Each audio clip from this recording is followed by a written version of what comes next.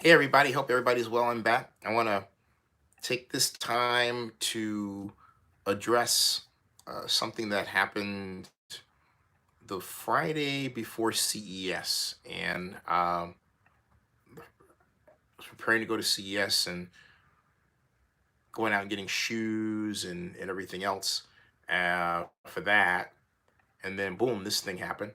Um, and it was something that I thought, given what I'm about to show you, okay, given what I'm about to show you, it was something that I thought was absolutely crazy. But it was a reminder of why I started Zennie62 Media initially and why it's extremely important for anybody, particularly if you're Black, to have your own media effort and companies. The fact of the matter is that there are people today, just as there have been people in the past, who don't want to see a person making an authoritative comment if they're Black. There's a knee-jerk reaction. It's not like, oh, hey, you're Black, I don't want to see you, but it's more like, you're not the expert, you're not of this, you're not of that, okay? I went through that when I was trying to bring Super Bowl to Oakland, and got virtually no support from the Oakland City Council. However, city manager Robert Bob, who was then the city administrator, reappointed as city administrator, was my go-to. He was the person that put me in charge. And even though, for example, then District 1 Oakland City Council member Jane Brewer gave us no chance of getting anywhere. She told me later. We went from 11 cities to one of 3 finalists to host for the right to host the 2005 Super Bowl. We lost to Jacksonville. A number of ways was reminded to me over time. And then when I was with City Brights, the program that was started by the San Francisco Chronicle, which is a way of really taking advantage of the energy of bloggers, right? Bloggers were out there vigorous, they were unedited, they were cool, all that sort of stuff, right? The first influencers, that's me putting that in there. Yeah, cool, man. Anyway, um, um, it was cool. It was really cool. I'm recovering from a cold, by the way. Anyway, um, all during that time, okay, when we were being these cool people, I guess as you could call it, whatever. Uh, uh, I was getting death threats and messages because, as I was later told, there were people who were reporters with the Chronicle who didn't like the fact that I was on there as a blogger. Now the question is, how did I get on there, right? What happened was Richard Lieberman is a guy that now has a blog, um, where he's got a certain kind of wit, you know. But he wanted to start a blog back then. I've known Richard since, gosh, going back to Bret Hart Junior High School. And Richard was always this great sales guy. I mean, he had the great voice. Even managed to become Big Vinny on the pizza commercials back in, I think, the 80s, 70s, and the 80s. Really proud of Richard. Richard managed to talk us. This is how Richard is and was as a person. Richard managed to get us onto the court as high school students, Skyline, okay? Managed to get us onto the court in at what you now know as the local arena, but managed to get us on the court between Billie Jean King and Margaret Court. And I was the photographer and he was the guy, okay? And I'm thinking, here I am on the court, and this is freaking cool. And Richard did that. Richard had that he had the chutzpah, right? That was Richard, okay? My friend, right? So I owe Richard a phone call. Anyway, but I digress. Richard Lieberman wanted a blog site. He had a column with the Chronicle. He was doing things, but then for some reason, probably due to Richard's take no prisoners attitude, it got cut. Richard is a certain type of flavor you have to want to deal with. That's just the way it is, okay? Anyway, I started his first blog. And from his work doing that, the City Brights picked him up again for the Chronicle. And I noticed it. I said, congratulations, he put out an email. But then I noticed there were no black folks. So I wrote an email to John Diaz, who is the editorial page editor, who I'd come to know when I was trying to read Super Bowl to Oakland. Even though we had our clashes, you know, but we had legitimate clashes. The legitimate clash was I didn't like his opinion regarding my Super Bowl effort because he should have gotten after Jerry Brown and not me, right? After Jerry's my boss. He gave Jerry a pass. Another story. Anyway, I wound up on City Brights. John and I had dinner at Oliveto, and he says, we can't pay you. And I said, oh, fine. You don't mind if I put this little code up, right? And it was a playlist I had developed around my YouTube videos. Click on the playlist, boom, I make money. That's the way it worked. So, and I had this idea for for the future of financing media based on that. I wanted to, okay, but that's another story. What the Chronicle didn't do, however, was something that first came to my attention by Phil Bronstein, who is the editorial page editor. Editorial page editor, who is executive editor and part owner. And we were having a conversation before I interviewed him, an epic interview about the future of journalism and the internet. And he said, your name came up in a big meeting.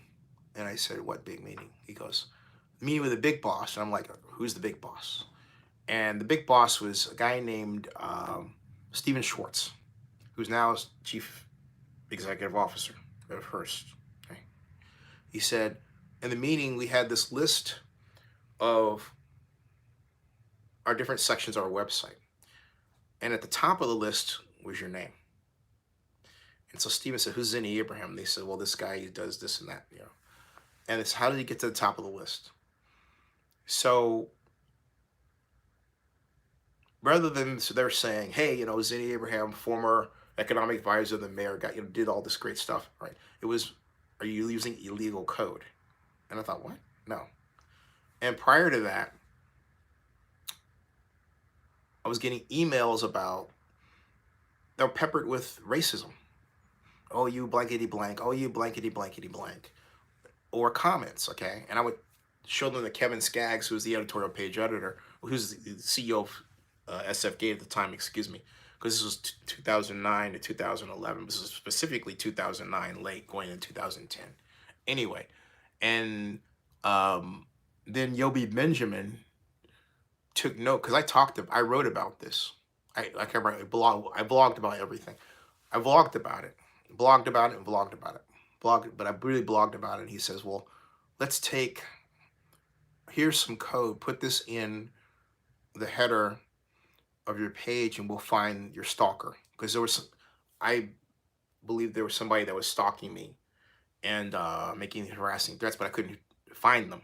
It was a very sophisticated piece of code in what is a product that is now called Clicky. Although Yobi is very careful to point out that the code that he used was a variation of what is now used on Clicky. Nonetheless, it was very effective, but it had another benefit. And the benefit is that it allowed me to, if I posted something, I could quickly see how the market was going to respond to it, right? I mean, within a few minutes, like a minute or two. All right. And it completely changed how I approached blogging. And Kevin and I would talk about this. And we talked about the future of media being more like a stock market where you have content, and the content has a value that changes on not just a daily basis, but a per seconds basis. Okay. I mean, this is some really heady stuff we were talking about, and how to create tech to both manage and take advantage of such a market that was really already there. Okay. It's pretty cool. So we never really got a chance to do that. I wanted to be executive director. They didn't hire me. I hired Alana Gwen. And I remember Blake Kirshner saying to me, I said, tell me about Alana. And he says, well, she's really attractive. I think she's half black and half Vietnamese, and uh, went to Stanford. I said, "Oh, so you hired her because she went to Stanford?" Because he's a Stanford guy, right? I'm a Cal guy. Go Bears, right? And so, but that's what he said to me. I'm not kidding you, okay? And um, so I remember that there was a story flying around that then Texas Governor Rick Perry had a gay relationship with his former Secretary of State or Secretary of State at the time. This is written up in a number of below line places. In other words, not mainstream media, but it was written up. And so Lana, I wrote about it. I vlogged about it, and the video blog was noted by a number of people. But it wasn't the only one. Alana took my Chronicle version of that down and put an embargo when she was hired, and said, let's talk about this. I know you generate a lot of traffic for us, but let's talk. And she wanted me to answer back an email. Talking to me means phone call. All right. So she then blocked me from any further posting, which I thought was really like, wow, So this is not my first rodeo on this, folks, right?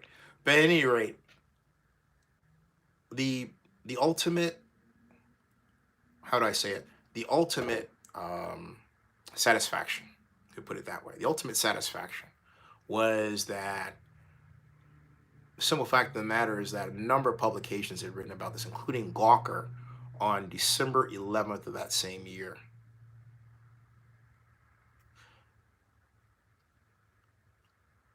And I thought right then, I made a video and I said, I'm going to challenge the Chronicle. I'm going to beat them at their game. And with respect to Oakland, I can't quite say I've beaten them yet, but I can say that I have made a massive dent, like the equivalent of the Hulk punching through an aircraft carrier, because that size difference kind of is, appropriate, I think. I made a massive dent in their coverage, and particularly with Oakland News Now, and I was doing so before that. And I made the Chronicle my objective. Beating the Chronicle was my objective. So the point that I'm making is that I've had a number of episodes where people try to sort of shut down my message for whatever reason. They didn't like it. And in this case, what happened was I had noted that Ivanka Trump, let me show you this real quick, was going to be a speaker at the CES 2020. Now, that Friday that I referred to at the start of this vlog was the Friday that her father, President Trump, declared war on Iran and killed the general. And if you remember, on social media, on Twitter in particular, and Instagrams, World War III, WW3. And that sent chills down my spine. I'm thinking, here I am, going to Las Vegas for CES as press, and I may very well be in an extremely dangerous place. Okay? So I put out this. This is what I put out. Boom. With her father, or against Iran, will Ivanka Trump bring World War II to CES Las Vegas 2020? Okay? And I made this vlog, and I asked, very short, okay?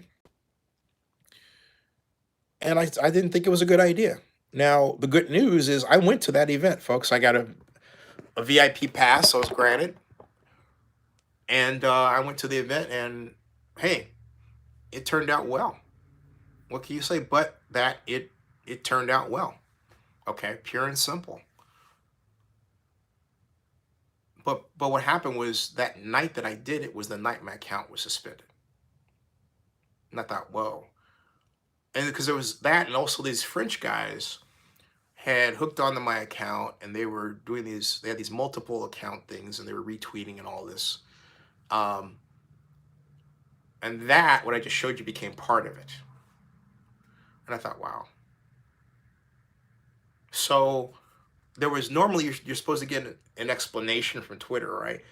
I went days without an explanation from anybody. And This from a group that, I mean, just to put the entire history of my life in perspective with respect to Twitter.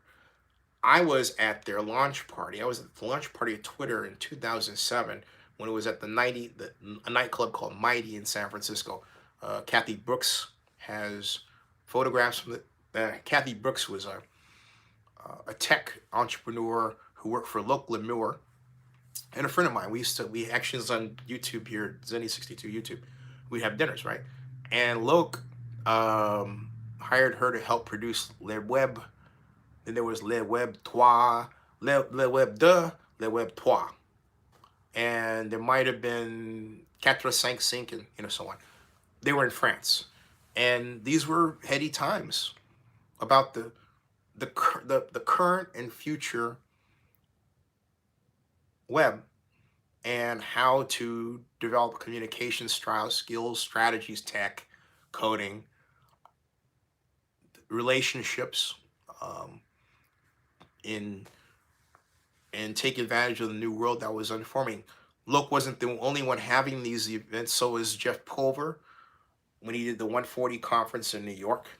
Okay, that MC Hammer attended among other people. So some heady times, still are, I think, particularly with VR and everything, and VR and communications. But that's another story. So, I continued to acquire. I got nothing. And then finally, someone says, "Well, Twitter wrote me this nasty." I thought it was nasty. It was like, well, you have multiple accounts and your, it was like, and they call it platform manipulation. And I thought, where the fuck did that come from? What? Okay. So I got a chuckle out of that one, but not a good chuckle because this, okay? In other words, some of you out there think that I'm not supposed to have multiple accounts. I'm very open about having multiple accounts, and here's why. All right, and here's why. What the Twitter action that was done was hypocritical. Okay, if you go to Google right now, this is what you're going to find. Look at this. This says Twitter multiple accounts, right? The first result is this: how to manage multiple accounts. Now that's Twitter. Help.twitter.com. Manage your account, managing multiple. It doesn't say don't do it.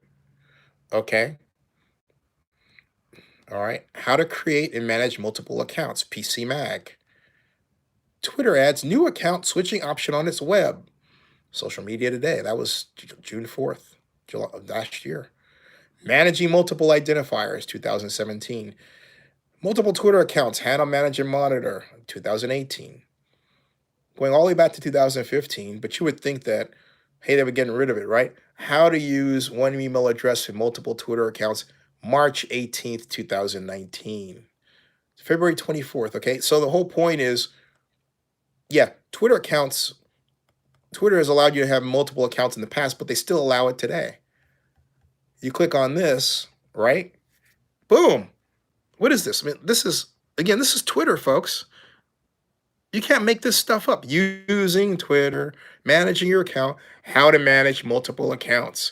If you have more than one Twitter account, it is simple to add and access them from your Twitter for iOS or Android app and on desktop, okay? How to add, right? Okay, there you are. Okay? How do I log in more than one Twitter account at a time? Okay, you see that? Listen to this. Look at this. Look at this. How do I log into more than one Twitter account at a time via desktop? This is Twitter telling you that you can do this. I didn't even know that myself. Jesus, I never did that. Okay? I mean, this is, all right? This is stuff that's there right now. Okay? And yet I'm accused of having multiple accounts and platform manipulation. And Twitter wrote this? And so I was thinking, did someone actually Twitter write that, or was this a hack? Right? Because there's somebody out there that doesn't want me to put my message out and is under the impression that this is that's my only means of communication. Folks, you're looking at a guy who programmed his own Twitter platform. It was called Telin.me. And the only reason I didn't go through with it was because Michael Downing, I wanted Michael Downing to be the funder. He created Tout. He said he didn't think I could get enough traction for it. So, and then I had two people that were involved that didn't see the vision, and I think they were tied up more in more personal pursuits that had nothing to do with starting a business. Let's put it that way. Um, I'll just leave it. I'll leave it at that because it was unfortunate that they they had they just weren't focused on starting a business. You know, one person, and I have to say this, one person was like, I mean, this person was great because that person's role was supposed to be to make sure that we were on point, organized, right? But um, that didn't happen, and in so much as I helped to try to get that person a job, which I believe I did. But at any rate, let me put it this way: there's some people who don't want to be entrepreneurs. They think it's cool and they think it's sexy, but then they get in the nitty gritty of the work and the fact that the money doesn't quite come in just yet, and their attitudes change. And I completely 1 billion% understand that. Okay. So, and Jamie says, how do you get banned? How did you get banned? Well, they said, Jamie, that I had multiple accounts. But again, what I'm saying to you is, right? Twitter, again, you must have just come in here, but it says here, right here, Twitter accounts, how to manage multiple accounts. Boom. And I wasn't banned, I was suspended. Okay. How to manage multiple accounts. All right, right there. So Twitter says I can have multiple accounts. Oh, and I should add that the account is still up. Zennie62 is still up. It's just that I can't access it. So it's not that I was banned per se. The account is still there. But the thing was, well, if you're manipulating the platform. But wait a minute, okay? And they had this link to platform manipulation. How can it be platform manipulation if they're telling everybody, look at this, they're telling everybody, hey, that I can have a multiple account. This is Twitter. Again, this is Twitter. How to manage multiple accounts. And I've known this is there from jump, okay? Now, the reason why I started using these, all right, okay? And Mr. Raider says, maybe you have a bot that's retweeting your news. No, I don't have a bot that's retweeting the news. What I have is, and I'm glad you brought that up, what I have are blogs that are connected, and these are very common to have if you have a blog, auto tweet systems. In other words, when the blog is published, that gets tweeted. Twitter allows that. Twitter's terms of service allows that. But the trouble with Twitter is I was talking with some PR professionals about this at CES, and they said that Twitter's reactionary. It's like, hey, it's one specific person up there that maybe doesn't like something you do at a specific day. Maybe they didn't have enough sleep or whatever, and they take this action. Okay. All right, they're a number. All right, they're a number. Okay. And I think, and I think Mr. Raider hit up on something, and I think you're right about that, in that he had said that maybe you've had a bot that is, he says, maybe this is that is Twitter is scanning this and sometimes thinking automatic. But that's a great point, because you see, this is what Twitter has never worked out. An automatic, because otherwise it would have restricted all automatic operations, but it hasn't done that. In other words, somebody having a tweet that is automatically sent, there are tons of plugins that you can have on WordPress. Let me show you what I'm talking about, okay? So you can understand what's out there. This is what we call WordPress, all right? And I'm typing WordPress, Twitter, WordPress, Twitter, how should I say it? Twitter plugin, and Twitter post. There it is. Yeah. Okay. Look at this. Okay. These are social media. These are all over. Social media poster and trackers. Okay. All right. The official Twitter plugin for WordPress helps sites powered by WordPress embed Twitter content and grow their audience on Twitter. All right. The official Twitter, okay, that's that one. This is WP Twitter Auto Publish WordPress pub plugin. All right. It lets you publish posts automatically from your blog to Twitter. You see what I'm getting at?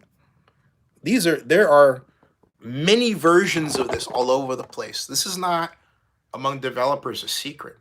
It might be something new to some of you, but it's not a secret that that's done. It's very common. All right. It's very common. See? So, and Mr. Raid, I'm glad. Thank you for your great question. Okay. So, anyway, it's as to where it goes, I don't know, because I mean, we're focusing on.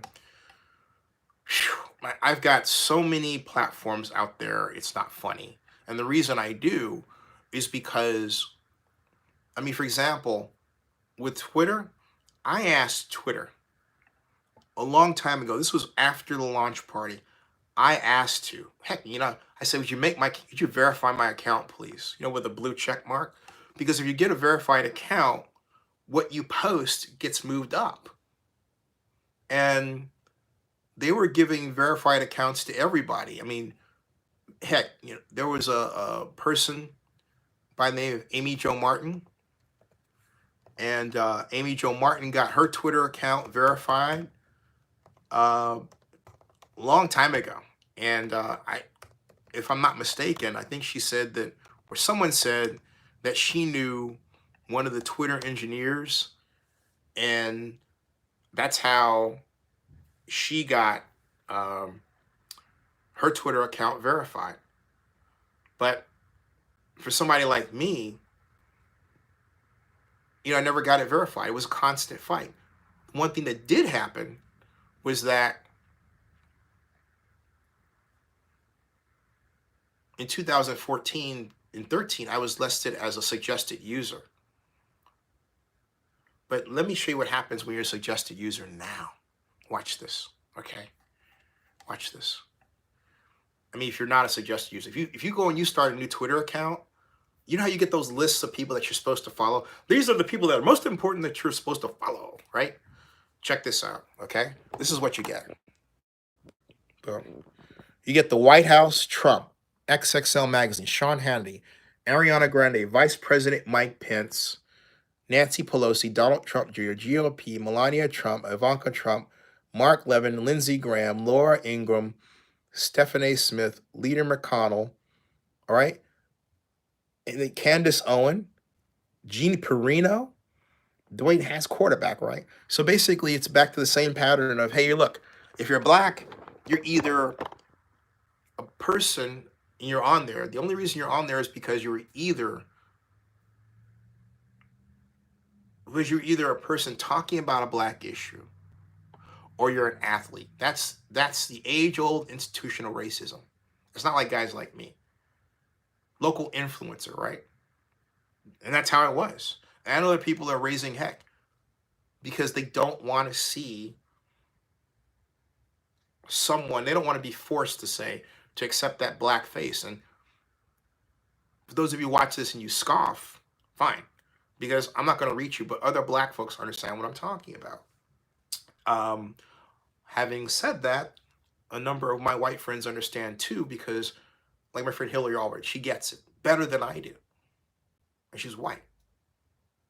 And I'm blessed to have her as a friend because she's exemplary of the fact that there are some good people that I managed to pick out as friends.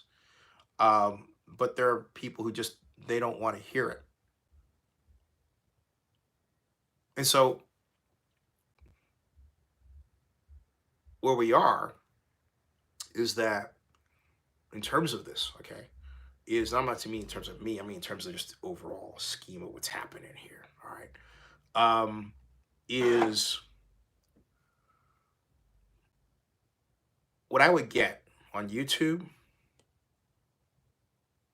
particularly after I was named partner. That was 2008. And this is when they were looking for people, inviting people, please join the partner program. Now they've got a huge wait list.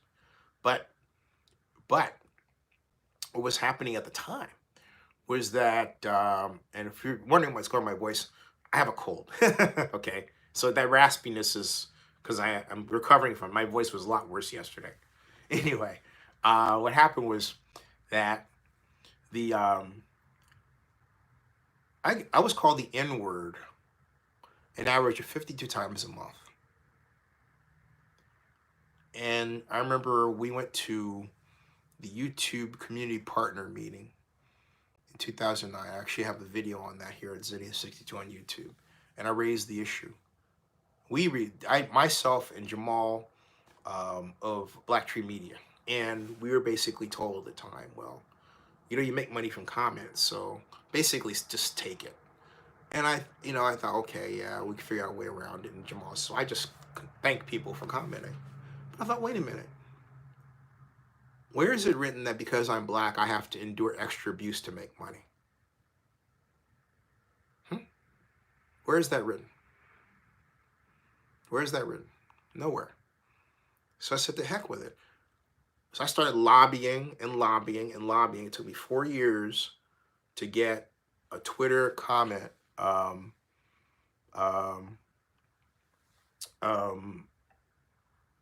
filter where I could filter out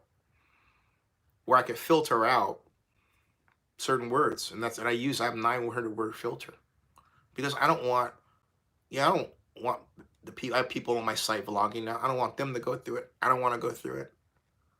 In social media, people get bombarded by enough crap. They don't need to do it when they're working with me. Okay.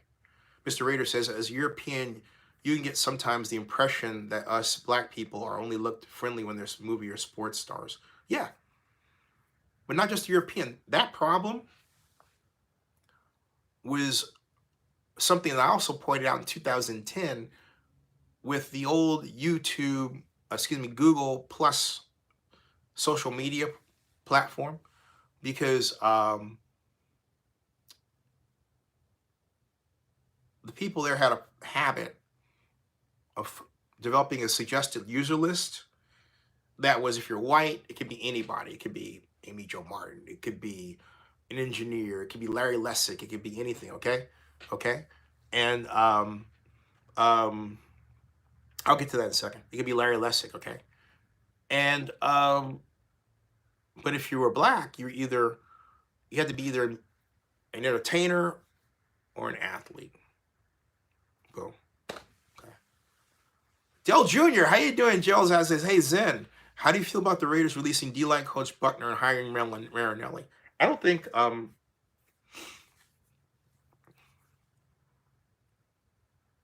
I think it was exemplary of why we have a Rooney Rule and how a number of people don't follow the rule, and how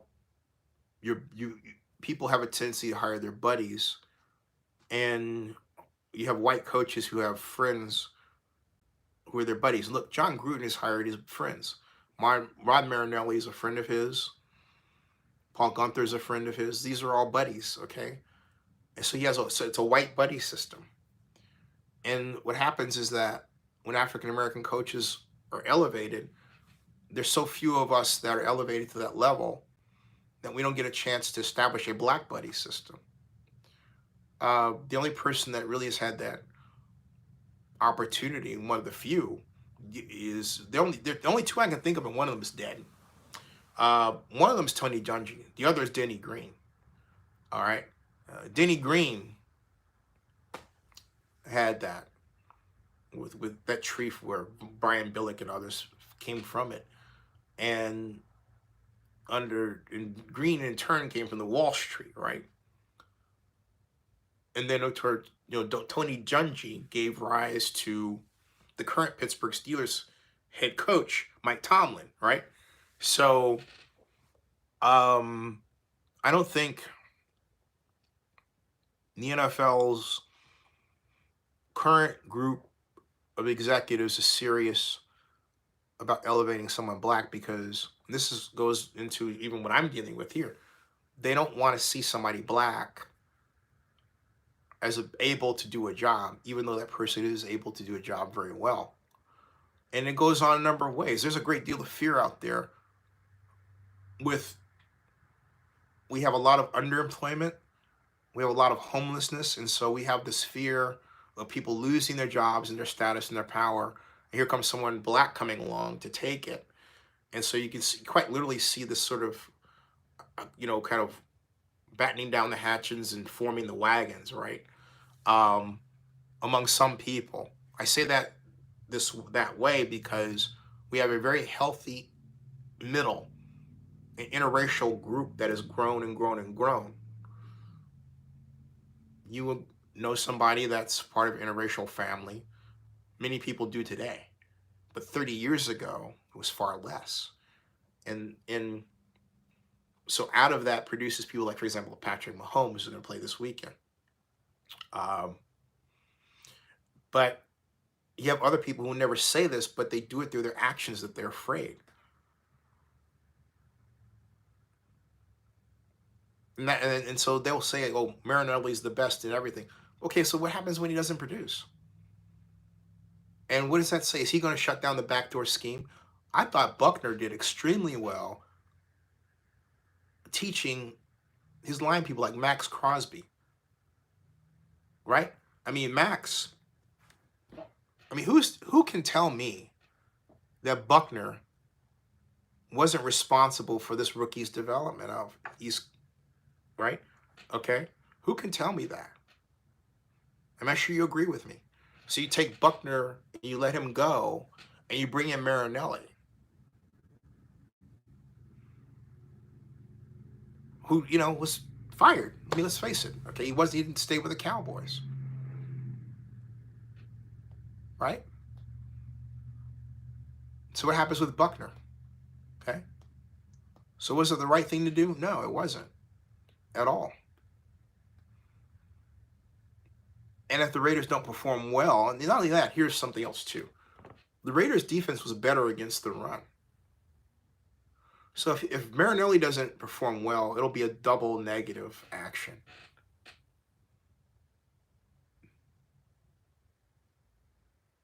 So so there you go. All right. So anyway, getting back to what I was talking about, that now, so when the Colts going to come back, I don't know. I mean, I'll put it this way: it hasn't hurt me much. All right, but I know that there are people at Twitter who, by their actions toward me, have wanted to sort of tap down my elevation in a number of places too. I mean, for example, I should have more YouTube subscribers than I do, and I only have 43,000. Some idiot wrote me an email. We're going to analyze all of your. I don't know what they were referring to.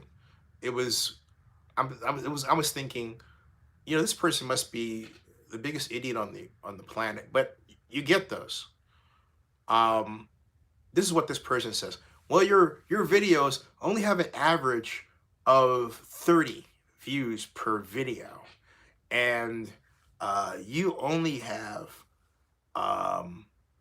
and you said that you had 250,000 subscribers, that 1,000 views per month. And I thought, where did I say that? So the guy didn't do any math.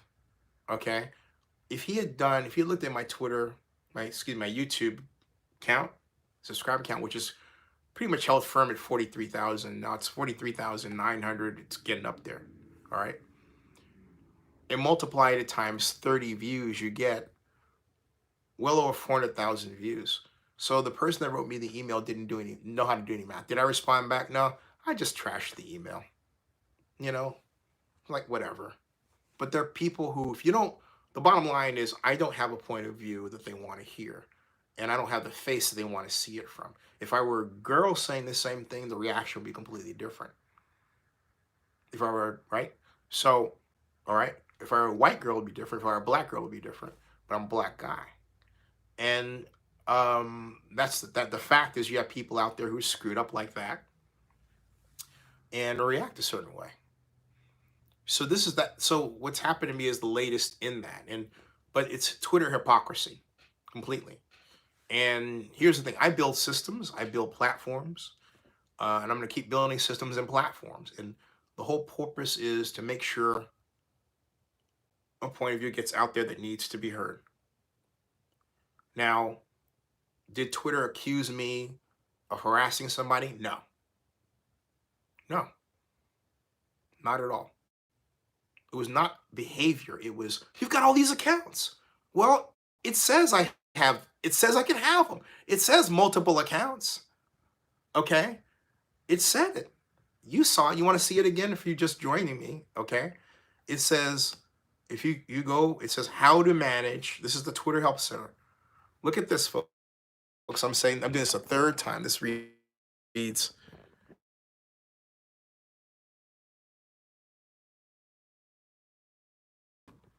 center accounts. How to add additional accounts. Additional accounts in the top menu, tap your profile icon, tap the more icon. From here, you can create new account or add an existing account. Once you've added your accounts, you can toggle between them by long pressing your profile icon. You can also switch accounts from your top menu by tapping your profile icon, then tapping the smaller additional profile icons next to the more icon. How do I log into more than one Twitter account at a time via desktop? Okay, look, this is Twitter, folks, telling you this. All right? And so I'm supposed to be the enemy for having multiple accounts? Why? Because I'm a bald black guy and who needs to shave? I didn't have the stubble, last Friday. two Fridays ago. So, but see, I'm in the media tech business. I build things. So this word is for you guys out there, you guys and gals. Build stuff, a lot of it online, because some of you rely on a Facebook page to post something or Twitter page. You know what? Don't do that. Do this, okay? This is what you should do. Have, bam, your own blog, right? But don't stop there, all right? At all. Have multiple blogs. Have more than one blog to tell your story. I have a network, the Zennie62 Media Network. See this? Look, okay? These are some of the blogs. I've got city blogs. These are blogger blogs, like Honolulu, for example, okay? Honolulu Focus, okay? Why? Why Honolulu Focus? Because I like Hawaii 5-0, okay? And all of those, now that one, the Honolulu Focus blog is set so that any Honolulu news comes into that. So it's specific to Hawaii. So I can quite literally be in Hawaii and find out what the news is. It's a cool way of traveling. It's like, hey, I can be in Hawaii. Hey, I can be in London. Hey, I can be in New York, right? And I can find out what the news is. Okay, that was the idea. It is an experiment, and it continues to be an experiment. It's a cool thing. All right, so I will be back later, and we'll talk more about sports. But I wanted to get that out and address it, head on, as they say, and explain, what I think happened and what I was told, and everything. Why I think it was kind of like, really. Oh man. And also why, look, as much as I probably shouldn't say this, I'll say it. It doesn't hurt me one bit.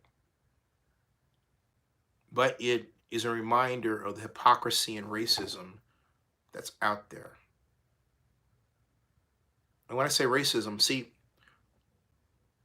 black folks look at racism different than standard white folks. I say standard because not everybody's Hillary. Standard is like if you're called a name or if you're denied something, right? Access to a club or something like that. But in the technology era, racism is a lot more subtle. It could be an algorithm that's designed to only pick up black faces.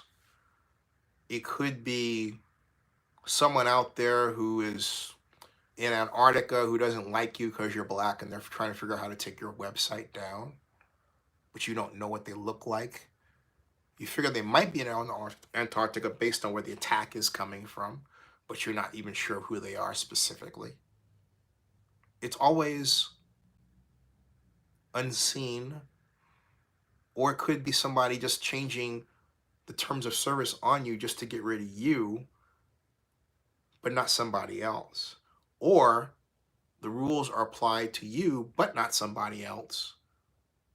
Or, as is the common with suggested users list, the persons that are invited are the people that the developer, like it was Bradley Schwartz in the case of Google, when he developed the Google Plus suggested user list. And I called him on and I said, hey, you got all the black folks, they're only entertainers and athletes. And Valleywag picked up on it. That was, I think it was 2011. Okay. Should it be that way? Heck no, it shouldn't be that way. But I'm here to tell you it is that way. And so you can either fold up your tent and go in the corner and sulk, or you can keep building shit and changing the world. I choose the latter. All right. I'll see you guys.